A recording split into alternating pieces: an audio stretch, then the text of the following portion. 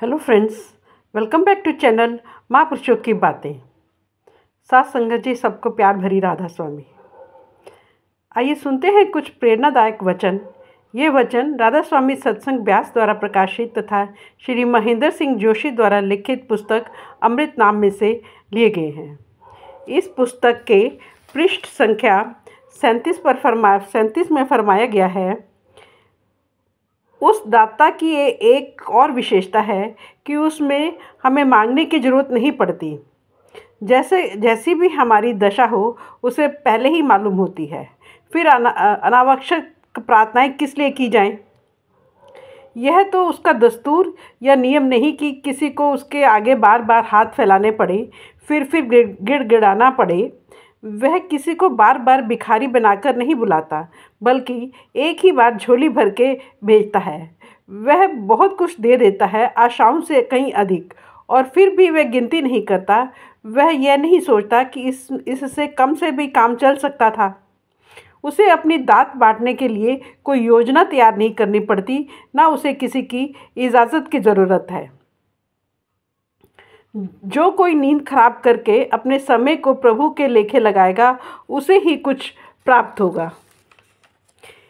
एक वर्षों से जब तक करा हो तो भी संभव है उसके हाथ कुछ ना आए और दूसरे की केवल बंदगी विनती ही प्रभु के द्वार पर स्वीकार हो जाए। वह शहंशाह है। चाहे तो किसी की भेंट की हुई मोहरों की ढेर की ओर से मुंह फेर ले और किसी दूसरे से बासी फूल की भेंट स्वीकार करके उसे कुछ भी बख्श दे। वह प्रभु हमारा पिता है। जिसका पिता उस जैसा दाता हो, उसे कोई कमी नहीं सता सकती, क्योंकि वह तो उस कभी समाप्त न होने वाले खजानों के मालिक से जो चाहे मांग ले। कृपा पुंज परमेश्वर सगी माँ की तरह खिला पिलाकर हमारा लालन पालन ही नहीं करता, हमारा जी बहलाता है, हमें हर भांति के आराम सुख स्वाद प्रदान करता है और हमारे हित के लिए यहाँ वहाँ हर समय अंग संग रहता है। वह सच्चा मित्र है और अत्यंत गुणवान पथ प्रदर्शक भी है। देनहार प्रभु खुद है, देने में समर्थ भी वही है, फिर किसी और से क्यों कुछ मांगा जाए। जीवों की रोजी प्रभु के सिवाय और किसी के अधिकार में नहीं है, इसलिए हमें केवल उसी से आशा करनी चाहिए। उस दाता की बख्शिशें अनंत है। उससे कुछ भी मांगा जा सकता है और वह मिल जाता है, मुक्ति तक भी। इसके विपरीत अगर किसी दूसरे के आगे पल्ला पसारा जाए तो केवल शर्मिंदगी ही प्राप्त होती है। जिस कर्ता पुरुष ने जीव को पैदा किया है, उसके पालन पोषण और रक्षा का भार भी उसने स्वयं अपने सिर ले रखा है। फिर जीव क्यों कभी भी दिल छोटा करे या क्यों घबराए। तुच्छ बुद्धि के लोग अपनी छोटी बड़ी कठिनाइयों को दूर करने के लिए या छोटे बड़े स्वार्थों की पूर्ति के लिए देवी देवता तथा इस तरह की किसी न किसी शक्ति का सहारा ढूंढते हैं। जैसे कोई मछली समुद्र में बसेरा ढूंढने की बजाय फुट 2 फुट गहरी तलैया में जाकर रहे। थोड़े पानी में पड़ी मछली को कोई मामूली शिकारी भी पकड़ सकता है। इसके अलावा छोटे खड्ड या तलैया के पानी को सूखने में भी देर नहीं लगती। उसमें रहने वाली मछली शीघ्र ही बेसहारा हो जाती है और पहले जैसी किसी और तलैया में छिपने की कामना करने लगती है। पर इस प्रकार भटकते जीव को कोई भी समझदार नहीं कहेगा। सहारा तो सदा समुद्र का ही लेना चाहिए, चाहे उसका पानी खारा ही क्यों ना हो। इसी तरह जीव को अपना इष्ट हरि को ही बनाना चाहिए, चाहे ऐसा करने में उसे मन इंद्रियों के घटिया स्वाद त्यागने क्यों ना पड़े। साधारण दुनियादारों को मंत्रियों, अधिकारियों, न्यायाधीशों तथा अन्य सरकारी कर्मचारियों से कई प्रकार के काम पड़ते हैं और वे उन तक पहुंचने के लिए अनेक अधिकारियों के मित्रों या नाते रिश्तेदारों को ढूंढने की कोशिश करते हैं। उनका जन्म कहाँ हुआ, कहाँ सगाई या शादी हुई, किसके साथ उठना बैठना है या मेलजोल है आदि। गुरु नानक साहिब प्रभु मिलाप के जिज्ञासुओं को उसके बारे में जानकारी देने लगते हैं तो एक बार तो प्रभु तक पहुंचने की सब आशाओं पर पानी फेर देते हैं। अब उस अलख, अपार और अगम का बयान करते हुए बताते हैं कि वह हमारी समझ से परे है। उसका पार कोई नहीं है। वह ज्ञानेंद्रियों की पकड़ में नहीं आता। समय और स्थान के बंधन उस पर लागू नहीं होते। जन्म मरण का चक्र उसे छूता नहीं। ऊंचे और नीचे किसी भी कुल या जाति से उसका लगाव नहीं है। वह किसी के बनाए नहीं बना। उसे किसी से मोह या राग नहीं है। उसकी कोई माँ नहीं है, बाप नहीं है, पत्नी नहीं है, संतान नहीं है, रिश्तेदार नहीं है। उसका ना कोई रूप है, न रंग है, न नयन है, न नक्श है। विचार उठता है, इस तरह के विरक्त बेलाग निर्मोही तक पहुँचने का हरगिज कोई साधन नहीं बन सकेगा। जो दूरी वह अपने और अपने जीवों के बीच खड़ी कर चुका है, उसे कौन सहन कर सकेगा। पर इससे पहले कि निराशा पूरी तरह हावी हो जाए, गुरु साहिब प्रभु का भेद खोलते हुए बताते हैं, वे इतना पराया और परे प्रतीत होने वाला हमारे अपने अपने हृदय में छिप कर बैठा है, हम में से हर एक के हृदय में, इसलिए उसे ढूंढने में कोई खास मुश्किल नहीं होनी चाहिए। वह ज्योति के रूप में ही हमारे अंदर नहीं जलता रहता, शब्द धुन द्वारा भी लगातार अपना पता देता रहता है। लुका छिपी खेलते हुए वह खुद ही पकड़े जाने के लिए सुविधाएं पैदा करता रहता है, जबकि उसने अपने स्थान के आगे व्रज कपाट लगा रखे हैं। फिर भी गुरु के शब्द की सहायता से उसका दर्शन किया जा सकता है। कहते हैं कि कोई व्यक्ति घर से बाहर सड़क पर आगे आगे झुककर ध्यानपूर्वक कुछ ढूंढने में व्यस्त था। अचानक उसका एक परिचित उधर आ निकला। उसने पूछा, क्या बात है, क्या कुछ खो गया है? उसने जवाब दिया, हाँ, मेरी सुई नहीं मिल रही है। सुनने वाले को इस बात कुछ अजीब सी लगी। सुई को घर से उठाकर सड़क पर कौन लाता है? फिर उसने पूछा, पर सुई सड़क पर पहुंची कैसे? तलाश करने वाला बोला, वह खोई तो घर में है। सड़क पर तो मैं इसलिए आया हूँ कि यहाँ रोशनी है और ढूंढना आसान है। घर के अंधेरे में हाथ मारने से कुछ दिखाई नहीं देता है। कस्तूरी मृग की मूर्खता से कौन परिचित नहीं है?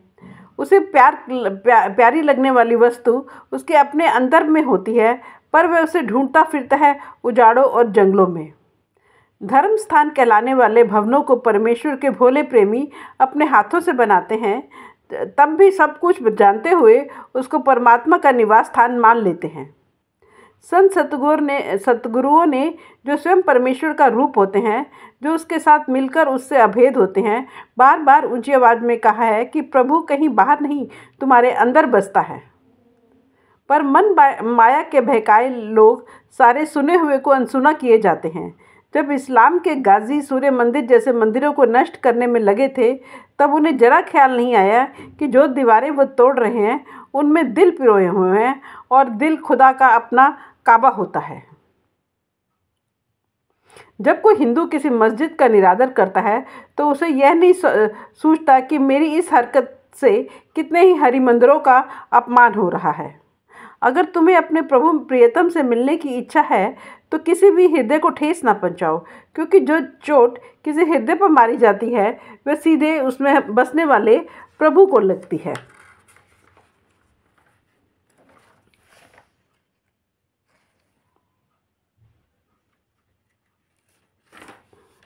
जैसा कि गुरु अर्जन साहब ने फरमाया, परमेश्वर न कुरान में छिपा हुआ है, न बाइबल जैसी किसी अन्य धर्म पुस्तक में। वह जीवित संतों के हृदय में बसता है और अपने ढूंढने वालों को आवाज़ें दे देकर बताता रहता है कि आओ मुझसे यहाँ आकर मिलो। वे लोग जो गुरु के प्रकट रूप में मौजूद होते हैं उसकी शरण में नहीं जाते, उससे दूर दूर रहते हैं। वे चाहे और कुछ भी यत्न कर ले, उनका हरि के द्वारा से फिटकारा जाना निश्चित है। प्रभु ने सद्गुरु को अपनी प्रेम भक्ति से निहाल किया है। सद्गुरु के पास रूहानी दौलत के अखुट भंडार होते हैं। उसे यह भी अधिकार होता है कि वह उस दौलत को जैसे चाहे बांटे। प्रेम जब होता है तो कहीं भी किसी कारण से, किसी बहाने होता है, अपनी इच्छा से नहीं होता, जोर ज़बरदस्ती से नहीं। हम अपनी माता से प्यार करते हैं क्योंकि उसने हमें जन्म दिया है, दूध पिलाया है, हमारे पोतड़े धोए हैं। पिता हमारे अपने पैरों पर खड़े होने तक हमारी परवरिश करता है, हमें पढ़ाता है, कामकाज करने में सहायक होता है। भाई बहनों से हमारा खून का रिश्ता होता है, इकट्ठे खेलने का संबंध होता है। पति पत्नी के आपस में अति निकट शारीरिक व भावनात्मक संबंध होते हैं। मित्रों का विचार और रुचि का मेल और गुणों एहसानों का आदान प्रदान निकटता देता है।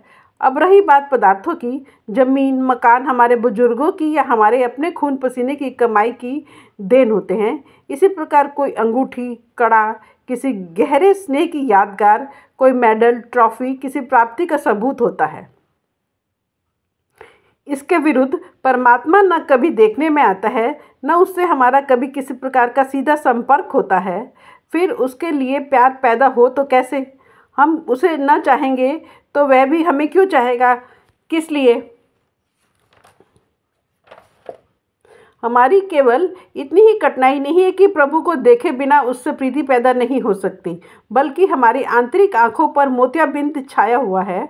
हम अंधे हैं, इसलिए हमें उसे देखने में समर्थ ही नहीं है।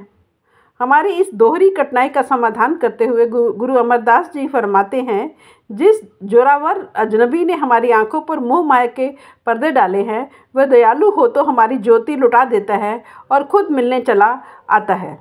उसकी दया के फलस्वरूप सद्गुरु की संगति मिलती है और सद्गुरु उसे हमारी अंतर में स्पष्ट दिखा देता है, उसे मिलाप करा देता है। ये सही है कि परमेश्वर नज़र नहीं आता, गुरु तो नज़र आता है और गुरु खुद परमेश्वर का रूप होता है। गुरु को देख लिया जाए तो समझ लो कि परमेश्वर को देख लिया। गुरु में हमें परमेश्वर की झलक दिखाई देगी। गुरु से प्रीति होगी तो परमेश्वर भी अपने आप ही प्रिय लगने लगेगा। प्रभु का प्यार जीतने के लिए गुरु के स्वरूप का ध्यान करना जरूरी है। अर्थात जब हरि का सिमरन करना हो तो उस समय अपना ध्यान सद्गुरु के स्वरूप में जमाना चाहिए। इसके द्वारा दुख ही दूर नहीं होते, जन्म मरण से भी छुटकारा मिल जाता है। अनेक गुणों का धारक होने के कारण परमेश्वर को गुण निधान कहा जाता है। इसके सिवाय हम जगत के जीव रोम रोम से उसके कर्जदार हैं, उन एहसानों के लिए जो वह हमारे अनगिनत बुरे कर्मों और मंदी करतूतों के बावजूद दिन रात हम पर करता रहता है। अगर हम अति घटिया किस्म के कृतघ्न नहीं हैं तो हमें चाहिए कि सांस सांस उसके प्रेम में लीन रहें, पर हमें कभी उसकी याद तक नहीं आती। किसी विरले भाग्यशाली को वह तब ही अच्छा लगने लगता है जब वह खुद पहले उस पर अपनी प्रेम दृष्टि डालता है और इस प्रेम का आकर्षण हमें उसकी ओर खींचने लगता है। हमारा मन उसके द्वारा लगाए बिना उसकी लिव में खुद कभी नहीं लगता। अपना जन्म सफल करने के लिए जिज्ञासु को और सबकी टेक त्याग कर हरि की दया की कामना करनी चाहिए, क्योंकि जब वह मेहरबान होता है तभी गुरु मिलता है। गुरु नाम या शब्द की दात बख्शता है और जब उसकी शिक्षा के अनुसार कमाई करने पर वह प्रभु हमारे हृदय में बस जाता है तो हम सांसारिक सुख समृद्धि में रहते हुए भी निर्मल ज्योति के रूप में जगमगा रहे उस दिव्य स्वरूप में समा जाते हैं। परमेश्वर में दया का उमड़ना मनुष्य के उद्यम पर निर्भर नहीं होता। जैसे तुच्छ हम खुद हैं, वैसे ही तुच्छ हमारे प्रयत्न होते हैं। इन प्रयत्नों के बल पर हम एक तिनका भी प्राप्त नहीं कर सकते। जब भी हमारे पल्ले कुछ पड़ेगा, प्रभु की बख्शिश से ही पड़ेगा। प्रभु की दया जीव के कोई विशेष कर्म करने से, धर्म अपनाने या किसी पवित्र रीति रिवाज को अपनी साधना का आधार बनाने पर निर्भर नहीं होती है। हमारी क्या बिसात है कि हम उसका पल्ला पकड़ लें। जन्म मरण से बच जाना कोई छोटी चीज़ नहीं, क्योंकि योनि चाहे कोई कितनी भी अच्छी हो, इंसान की भी ले देकर दुखों का घर होकर ही रह जाती है। इसी कारण बहुत से अभ्यासी काल से पीछे छुड़ाने को ही अपनी आखिरी मंजिल मान लेते हैं, पर हरि के सच्चे भक्त उसका मिलाप ही चाहते हैं। मुक्ति उनकी दृष्टि में कुछ भी मूल्य नहीं रखती। वास्तव में जिस जीव को परमेश्वर अपना लेता है, जिसे उसकी दास्ता उसकी चाकरी मिल जाती है, मुक्ति उसके पीछे पीछे दौड़ती फिरती है। गुरु प्रसाद। जिस प्रकार हम ऊपर देख चुके हैं कि आदि ग्रंथ के शुरू में परमेश्वर का वर्णन, उससे मिलाप का साधन बताया गया है गुरु प्रसाद। उपरोक्त गुरु वाक्य सारे प्रमुख रागों और वाणियों के शुरू में ठीक उसी प्रकार दोहराया गया है। अन्य स्थानों पर इसके संक्षिप्त रूप मिलते हैं। इन रूपों में सबसे बड़ा रूप है। भाई वीर सिंह जी के अनुसार एक संज्ञा है, विशेषण नहीं। स्पष्ट है कि जब गुरु नानक और उस दूसरे साहिबान ने एक ओम की बात कम से कम शब्दों में करनी चाहिए, तब उसका केवल एक गुण ही बता देना काफ़ी समझा, सद्गुरु प्रसाद। उसका सद्गुरु की दया द्वारा प्राप्त होना। गुरु साहिबान का संदेश स्पष्ट है कि परमेश्वर का यह गुण उसके नाम जितनी ही विशेषता रखता है। इसलिए उसके बारे में कुछ और याद रहे या ना रहे, यह कभी नहीं भूलना चाहिए कि वह जब भी मिलेगा गुरु की कृपा से मिलेगा, उसके बिना कदाचित नहीं। हम खुद सोच लेते हैं कि परमेश्वर अनेक अनंत विशेषताओं में से 4 से अधिक या कम का पता होने से कोई फ़र्क नहीं पड़ता, लेकिन अगर उससे मिलने का साधन ही मालूम ना हो तो किसका हाथ पकड़कर उसके द्वार तक पहुंचेंगे। इसलिए जिज्ञासुओं को बार बार सावधान किया गया है कि सद्गुरु के चरणों में जाकर उसकी कृपा के सहारे अपनी रूहानी मंजिल की ओर कदम बढ़ाओ। आशा राग में गुरु नानक साहब ने कहा है कि जब भी वह किसी को मिलेगा गुरु के द्वारा ही मिलेगा।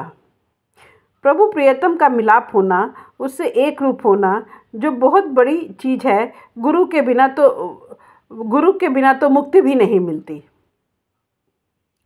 और यह बात गुरु अर्जन देव जी ने किसी से सुनाकर नहीं कही, यह उनका निजी विचार भी नहीं है। यह भेद खुद परमेश्वर से प्रकट हुआ है। फ्रेंड्स, इस वीडियो को आज हम यहीं समाप्त करते हैं। अगले वीडियो में आगे बढ़ेंगे। Thank you.